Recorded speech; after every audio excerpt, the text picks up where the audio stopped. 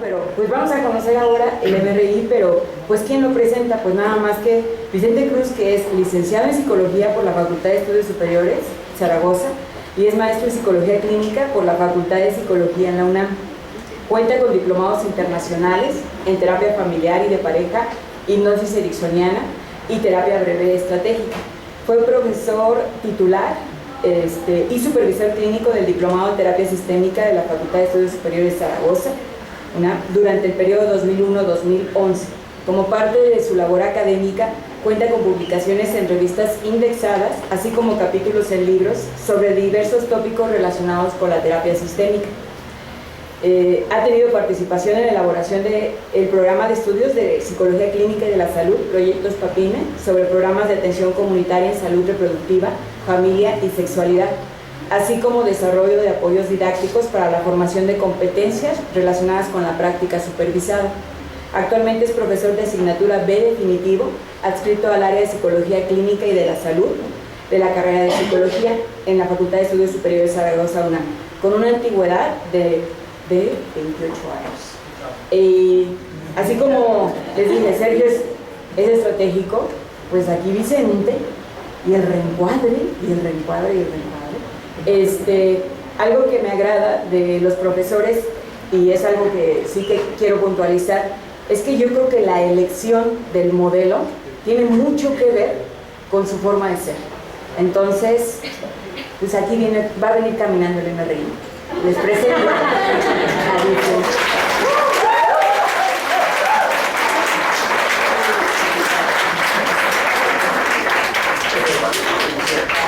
Bueno, muchas gracias. No esperaba este recibimiento, pero espero no defraudarlos, me pone más nervioso a mí que a ustedes, entonces espero hacerles amena esta presentación.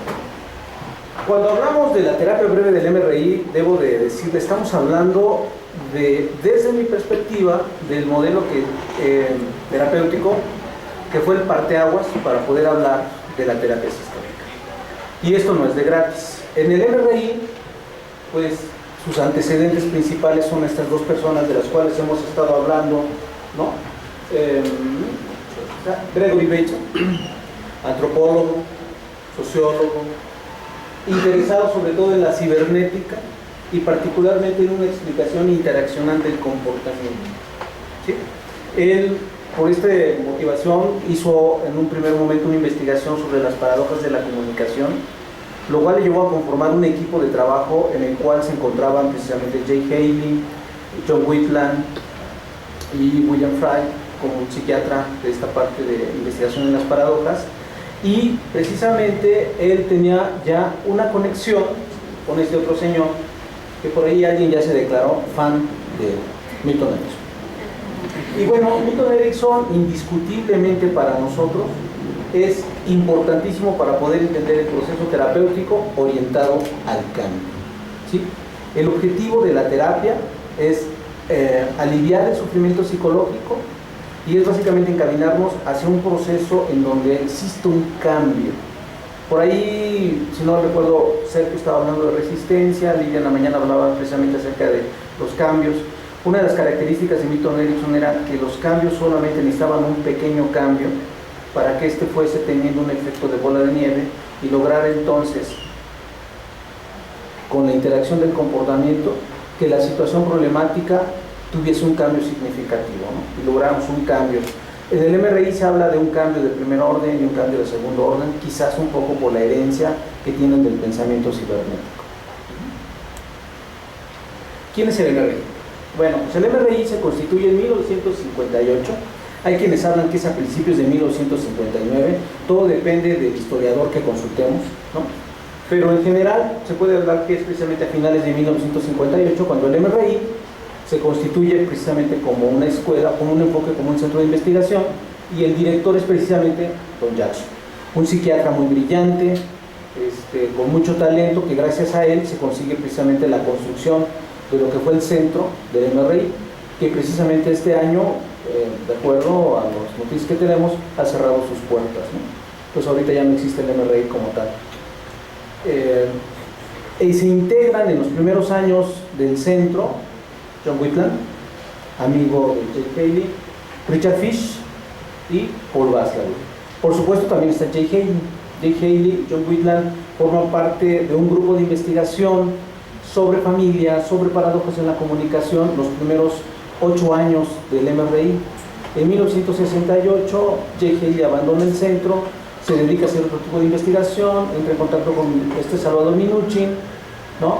Y solamente John Whitland, Richard Fish y Paul Watzlawick se quedan como a cargo del proyecto de terapia breve y crean el Centro de Terapia Breve en 1958. No, miento, en 1968. ¿Sí? Sus libros más importantes de este enfoque son precisamente Teoría de la Comunicación Humana, que en la mañana comentábamos que la mayoría de los, bueno, sí, no, podemos decir que la mayoría de los terapeutas sistémicos, nuestro primer contacto fue precisamente con este libro, Teoría de la Comunicación Humana, ¿no? Que nos permite tener un entendimiento de la relación humana a partir de la interacción comunicativa. Su segundo libro más importante es precisamente Cambio, y es importante no solamente porque empiezan a hablar acerca de cómo podemos entender el cambio terapéutico, sino además porque empiezan a introducir esa noción dentro del proceso terapéutico, el cambio. En 1982 aparece su libro La Táctica del Cambio, que se viene a constituir como, yo diría, como la Biblia, ¿no? Del modelo de terapia del MRI, y en el cual se da una descripción del protocolo de intervención, en donde empezamos esta idea de la planificación del caso. No me voy a meter mucho en ello porque voy a hablar de ello más adelante. Y bueno, su otro libro es El Arte del Cambio. Este es un libro que Paul Watzlawick y Nardone hacen en conjunto. Watzlawick diría que fue más de Nardone, ¿no? Nardone diría que sí, pero es porque Watzlawick le dio chance. Y bueno, no vamos a descubrir quién fue primero, pero este también es un libro interesante. Y por último, el último libro que publicó gente del equipo, que fue precisamente Richard Fish, con esta Karine Schlanger, es precisamente Cambiando lo Incambiable. Comento, todos estos libros se encuentran en la biblioteca de aquí de la escuela. Así que si de repente se encuentran aburridos, desean tener un poco de lectura ligera, dejar a un lado los seminarios y las tareas que les dejan, pues podría ser útil que tomen uno de estos libros, ¿no? Bien, lo que yo les quiero hablar es precisamente cómo pienso yo un modelo de enseñanza de la terapia sistémica, el cual más o menos, ahorita se van a dar cuenta que es un modelo más o menos como compartido, aunque cada uno de nosotros hace un énfasis diferente en cómo enseñamos. Por supuesto, el escenario donde nosotros llevamos a cabo esta enseñanza pues son en las diferentes clínicas que tiene la UNAM de Zaragoza, y que particularmente en mi caso es en la Clínica Zaragoza y en la Clínica Tamaulipas. Para poder enseñar terapia sistémica, para mí es muy importante que mis alumnos desarrollen habilidades conceptuales, es decir, que identifiquen las premisas teóricas de todo el proceso y también desarrollen habilidades de planeación en la intervención. Es aquí donde vamos a hablar del equipo terapéutico. Yo encuentro como muy útil que en el proceso de enseñanza siempre se trabaje de manera conjunta con los alumnos. Los alumnos no solamente van a ser los receptores de, voy a decirlo así, como de estas recetas, que a veces es lo que nos empezamos a hacer, ¿no? Decimos, lo primero que necesitamos es conocer cuál es la dificultad o el problema, conocer cuáles son los intentos de solución que mantienen esta dificultad, establecer un objetivo, que es lo que la persona, en este caso identificada como cliente o como paciente, establece como nuestro objetivo de trabajo y bajo el cual vamos a hacer nuestro interrogatorio, y después establecer cuáles serían los cambios mínimos que las personas podrían comenzar a identificar, que les dicen vamos por buen camino, ¿sale? Todo esto bajo la responsabilidad que tiene el terapeuta, y en este caso el equipo terapéutico. Bueno, la mayoría creo son de Zaragoza, algunos pues ya estuvieron también por esto como alumnos, y bueno, no ha habido mucha variante en cuanto a los elementos que constituyen la puesta en práctica de esto. Lo que ha habido ha sido como un desarrollo del equipo que hemos tenido, ¿no? Pero pues las sesiones se llevan a cabo en una cámara de GC, utilizamos un espejo unidireccional que nos permite que precisamente en una sesión terapéutica esté en un espacio el terapeuta junto con los pacientes, la familia, el paciente, etcétera, y del otro lado pueda estar el equipo terapéutico observando, escuchando la sesión, desarrollando las tareas específicas que se van desarrollando para la planificación y la intervención posteriormente, que después hará que cuando el terapeuta sale de esta, vamos a decir, el espacio de la terapia y va al espacio de observación, empezamos a tener un intercambio, y es ahí donde comenzamos a validar estas habilidades conceptuales y de planificación, ¿no? ¿Qué sigue? Entonces ya el equipo tiene que decir, bueno, pues sigue esto. Se les dejan tareas muy específicas, básicamente es poder, por ejemplo, elaborar un mensaje positivo para las personas. Esto casi la mayoría de los enfoques lo reconocen. Steve DeShazer fue uno de los que lo, vamos a decirlo así, lo acuña mejor traducido como el elogio.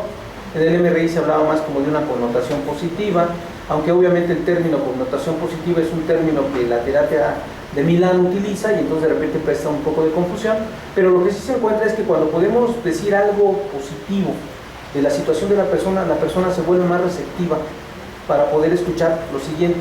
Normalmente es un reencuadre o es un punto de vista que puede llevar a la persona a percibir de manera diferente la situación problemática que lo llevó a terapia. Y después pues dejamos una tarea. Normalmente es una tarea que busca interrumpir este ciclo vicioso de los intentos de solución que hacen que se esté manteniendo el problema.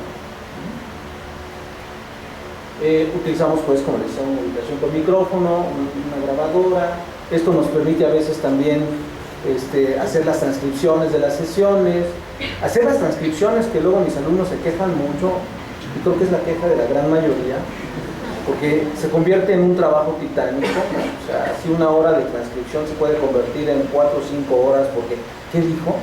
Y regresas y transcribes, ¿no? Es muy pesado, pero también es una herramienta utilísima para la formación, porque nos permite entonces, ahora sí, cuando voy escuchando a los terapeutas hacer la pregunta y cuando voy escuchando la respuesta que va haciendo el paciente, puedo ir viendo la partitura a partir de la cual se va construyendo, ¿sí?, la terapia y cómo alcanzar el objetivo. Y de hecho es muy interesante porque entonces después la conversación se va, en la clase va siendo más rica porque, sí, en la sesión cuando le preguntamos esto, la paciente o el paciente dijo esto, lo cual nos confirma tal cosa, ¿no? Permite al alumno identificar con mayor puntualidad qué es lo que estamos haciendo.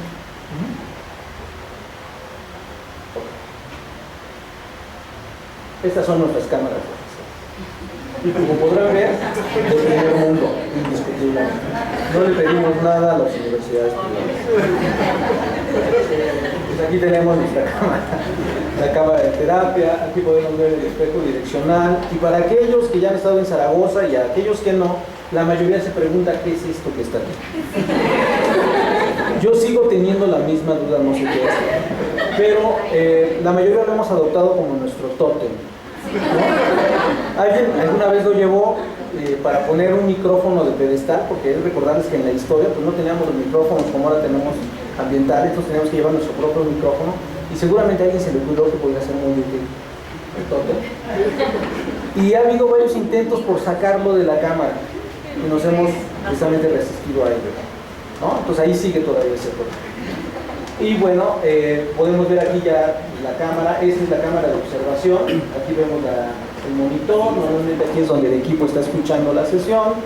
Aquí vemos al equipo en un momento dado están haciendo las diferentes tareas. Y bueno, este es el escenario en el cual estamos trabajando. Si la mayoría de ustedes ya tienen la oportunidad de estar trabajando con alguno de nosotros, ya sea en la Clínica Zaragoza, en la Clínica Tamaulipas, en la Clínica Aurora y en el Estado de México, pues es más o menos el mismo escenario, ¿no? Aproximadamente. Ahora bien, yo creo que una de las cosas que debemos de buscar, en la mañana yo hablaba que una de mis preocupaciones que he tenido en los últimos años es ¿cómo le hago para poderle enseñar a mis alumnos de manera muy precisa lo que tienen que aprender para hacer terapia breve del MRI? Obviamente tiene que tener un conocimiento de una serie de premisas que hacen lo que es la terapia sistémica y que nos permite a veces organizar las diferentes enfoques o escuelas que podrían ser denominadas así, como podría ser la de soluciones, podría ser la de Milán, podría ser hasta el equipo reflexivo, si ustedes observan un poquito, hay como mucha similitud en nuestro trabajo. El uso del equipo terapéutico hace que el alumno se involucre más en el proceso de enseñanza, lo cual trae también como consecuencia que es una gran exigencia para los profesores, porque entonces los alumnos empiezan a hacer preguntas muy interesantes que a veces resulta muy difícil de contestar, y entonces tenemos que volver a estudiar otra vez, lo cual puede ser a veces muy molesto. Esa es parte de dar clases, ¿no? Ok, básicamente lo que yo pretendo que mis alumnos adquieran es un conocimiento acerca de, por ejemplo, ¿no?, ¿quiénes desarrollaron el enfoque? O sea, creo que poder descubrir quiénes desarrollaron el enfoque, quiénes son los autores, es lo primero que tenemos que empezar. Para poder entonces, en función de identificar quiénes son estos autores, poder identificar trabajos posteriores. Saber que estuvieron trabajando, saber dónde estuvieron, cómo fueron influencia para diferentes escuelas, por ejemplo, ¿no? ¿Dónde se ubica su trabajo? Esto es algo bien importante. Hace un rato, cuando Eduardo habla del equipo reflexivo, pues habla también de una visión europea, ¿no? Noruega, por ejemplo, y creo que eso también influye mucho en la manera de pensar la terapia. Acá nosotros es en Palo Alto, California, ¿no?, la cuna de la diversidad, ¿no? California, San Francisco, en Estados Unidos, es una de las partes de Estados Unidos más como flexible. Los primeros grupos humanistas, con las primeras comunas hippies, por ejemplo, surgieron en San Francisco, ¿sí? Fueron esta crítica hacia el establecimiento del régimen capitalista también, ¿no?, y de las tradiciones, por ejemplo, en términos de psicología, pues experimentales, ¿no? ¿Sí? Identificar quiénes son las influencias teóricas importantes del enfoque. Aquí no hay tanto problema, ¿no? Sabemos que es Gregory Bateson y que es Milton Erickson, y bueno, conocer un poco acerca de este pensamiento ericksoniano. Yo retomaría aquí el concepto de retroalimentación. Ese es un concepto de la cibernética que nos permite hablar de sistemas que se autorregulan a sí mismos, y en donde el proceso de retroalimentación, a partir de sus dos etapas, retroalimentación positiva y retroalimentación negativa, nos permite entender cómo los sistemas pueden ir evolucionando sin perder sus características, y cómo en un momento determinado pueden cerrarse, convertirse en sistemas cerrados que impiden... ¿En serio? Ok, bueno, perdón, ya me estoy... bueno, rápido, solamente les voy a comentar. Obviamente saber las influencias, los conceptos principales, ¿no? Conocer acciones de la comunicación, a qué nos vamos a referir como definición de la queja, cuáles son las soluciones intentadas, cuál es el cambio mínimo que la persona necesita, cuál es este uso de una posición y un abajo. Aquí el terapeuta no es necesariamente un terapeuta que sabe. El que sabe del problema es el paciente, por lo tanto el terapeuta se convierte siempre en una posición abajo, una posición que busca entender y comprender cómo es que la persona está de alguna manera construyendo esa percepción de lo que él llama un problema, conocer los escenarios, conocer los marcos a partir del cual lo está haciendo. Saber cuáles son, por ejemplo, los primeros supuestos que se hacen acerca de cómo se construyen los problemas.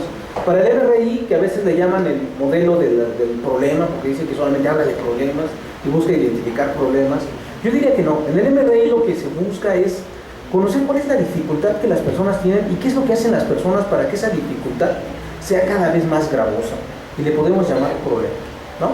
Y en esa búsqueda, normalmente lo que buscamos es saber qué es lo que hacen las personas. Al preguntarle a las personas qué hacen, por supuesto, ponemos más atención a lo que hacen que mantiene el problema, aunque también consideramos aquello que hace que no hace que esté el problema. No sé si me explico, porque ese es un recurso que tiene la persona. Pero como se encuentra inmersa en resolver un problema que desde su punto de vista y desde su sentido común, desde su marco, la única solución que ve es una acción muy particular, no alcanza a ver las otras alternativas que tiene. Es por eso que entonces las sesiones, por ejemplo, aquí me voy a agarrar un poquitito, pues están organizadas, ya lo mencionaron ahí, las sesiones terapéuticas. Originalmente quienes plantean este modelo de equipo terapéutico y la división de las sesiones es el MRI, pero es el equipo de Milán quien lo define muchísimo mejor con tareas más específicas, ¿no? Indiscutiblemente vamos a hablar siempre de una primera precesión, que son 10 o 15 minutos en donde el terapeuta y el equipo comienzan a tener una conversación acerca de la situación, ya sea de una primera sesión, una segunda sesión del paciente, en qué nos quedamos, qué le pedimos, qué esperamos. Y obviamente la sesión, pues es en donde vamos a estar verificando toda esta información que tenemos, qué se ha mantenido, qué ha cambiado, qué ha empeorado, y conocer qué es lo que ha hecho la persona para que eso cambie, para que eso se mantenga o para que eso empeore. ¿Sale? Y bueno, tenemos una pausa aproximadamente a los 40 minutos y durante 5 minutos tenemos esta conversación en donde los terapeutas y el equipo terapéutico empezamos a hablar acerca de lo que estamos observando con el problema del paciente. Planteamos una intervención final, que es un poco lo que yo les había comentado al principio, de hacer una connotación positiva, un reencuadre y una tarea para que en la intervención final se le presente a las personas, y tenemos una posesión en donde hacemos una conversación entre el terapeuta y el equipo para ver de qué manera el equipo pudo percibir que fue recibido, ¿sí?, lo anterior, y hacemos un poquito como una hipótesis de qué es lo que esperamos para la siguiente sesión. Aquí la parte que nos buscamos identificar no es solamente si la persona hizo un asentimiento con lo que le estamos diciendo, sino también si su postura, si su lenguaje no verbal nos muestra, ¿no?, que de alguna manera lo que le dijimos encaja dentro de su marco, ¿no? Cuando estamos con los pacientes y le empezamos a dar y el paciente empieza a hacer esto, esa es una señal de que vamos bien. Cuando el paciente empieza a hacer así como de vuelta, giro de 180 grados, no sigas ahí. Utilizamos una premisa, ¿no? Si algo funciona, hay que seguirlo haciendo. Si no funciona, hay que dejar de hacerlo. Ya. Tengo 37 segundos. Ok, tiempo suficiente para hacer mi intervención breve. Bueno, rápidamente, el proceso terapéutico, desde mi punto de vista, se sustenta en lo que es la capacidad de maniobra del terapeuta, que no es otra cosa que la libertad que tiene el terapeuta para poder orientar su trabajo a lo largo de la terapia, ¿sí?, siempre en conjunción con la postura del paciente. La postura del paciente es precisamente todo ese conjunto de creencias, de valores, de conductas con las que se encuentra comprometido y que son las que pone en práctica, y que entonces pues armamos, vamos a preguntar cuál es la queja o el problema. Hay una diferencia entre una queja y un problema. El problema normalmente es cuando esto que está ocurriendo empieza a interferir con la vida cotidiana de las personas, les requiere una inversión de tiempo, de esfuerzo y de energía. Una queja a veces se puede resolver simplemente dejando que pase, pero a veces los seres humanos nos volvemos muy complejos y aplicamos soluciones como una bazuca para un problema que requiere solamente lo muevo tantito. ¿Sí me explico? Obviamente conocer los intentos de solución, lo que las personas hacen para resolver su problema, establecer los objetivos y la meta de la terapia, hacer una formulación estratégica, es decir, plantear qué es lo que nosotros podríamos, un poco como lo que planteaba Sergio, que le puede ayudar al paciente a hacer algo distinto a lo que está haciendo. ¿Cómo tendría que decírselo para que me entienda y se sienta acompañado y diga, ok, no se me había ocurrido, ¿por qué no lo hacemos? Hagamos un experimento y veamos si esto funciona. A veces podemos ser muy optimistas y decir esto va a funcionar, o a veces somos un poco pesimistas. No sé si esto funcione, pero creo que valdría la pena que lo intentáramos, ¿no? Y, por supuesto, hacer una constante evaluación de las intervenciones y de las tareas, ¿no? Esto nos va a llevar a este circuito de retroalimentación que se va a dar siempre entre el objetivo y las intervenciones y la tarea. ¿Sí? Siempre andamos checando eso. La tarea me permite alcanzar el objetivo, cuál es el resultado, habla de un cambio, habla de algo que es diferente, y obviamente también las intervenciones con la evaluación de la terminación de la tarea. Nosotros determinamos que una terapia concluye cuando ocurren dos cosas. Una, la situación que llevó a la persona a la terapia desaparece, o dos, la percepción que tiene la persona de esa situación se modifica, ya no lo ve como un problema. Gracias.